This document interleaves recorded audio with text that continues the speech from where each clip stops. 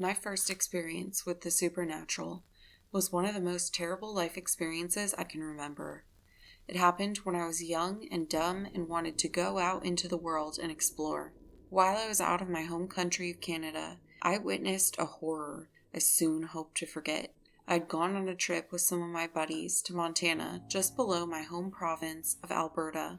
We were originally going to stay in Yellowstone National Park, but decided to head to Glacier National Park first before camping out at Yellowstone for a few days. We finally reached Glacier Park after a 6-hour drive and had just enough time to do a little hiking before going to our hotel in the nearby town to rest and move on towards Yellowstone.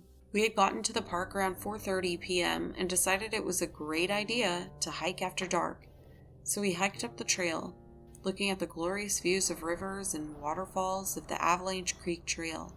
The light began to fade rather quickly while we were about 2/3 of the way up, and we had hiked into the trail about 10 kilometers, so it would take us about 2 hours to walk back down from that point.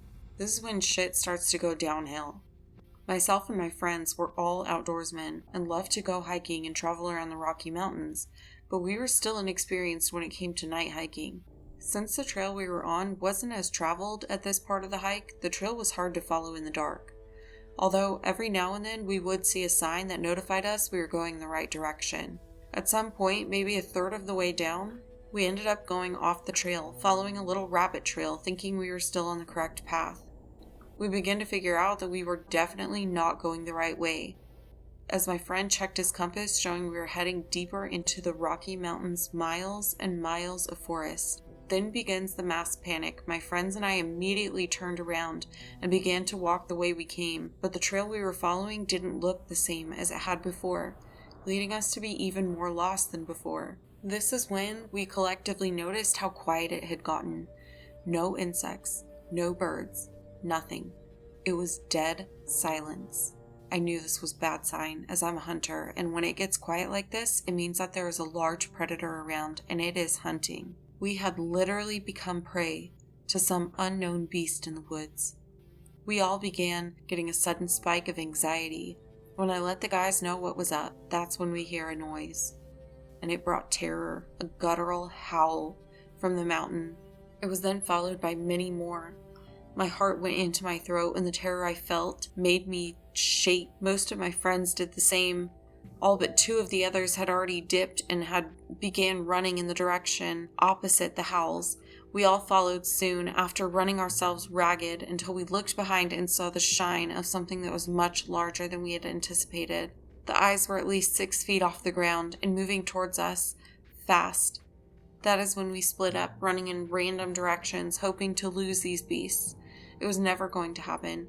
I could hear the breath of one of these things about 20 feet behind me and gaining. All of a sudden, my friend appears from the trees to my right, and we end up running together until I cut off from him, hoping to escape. I know I left him to die that night, but it was a last-ditch effort that worked to my advantage. I heard his screams from my left and ran as fast and as far as I could away from them, with tears rolling down my face. I hear his screams for help and him shrieking in pain, and then nothing, as if he never existed. I continue running down the mountain until I see a familiar sight ahead of me. It was one of the trail signs showing how far you were on the trail. I stopped, checked where I was, and started running again, hoping to get away from the creatures on the mountain. Another kilometer down, and I began hearing howls getting closer and closer by the moment, causing me to run even harder.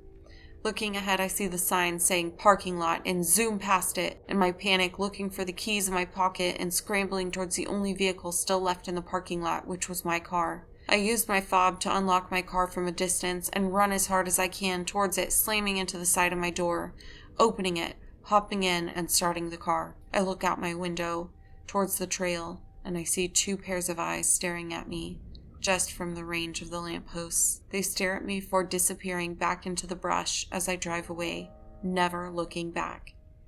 I arrived at the ranger station by the park entrance and ran inside, looking disheveled and terrified.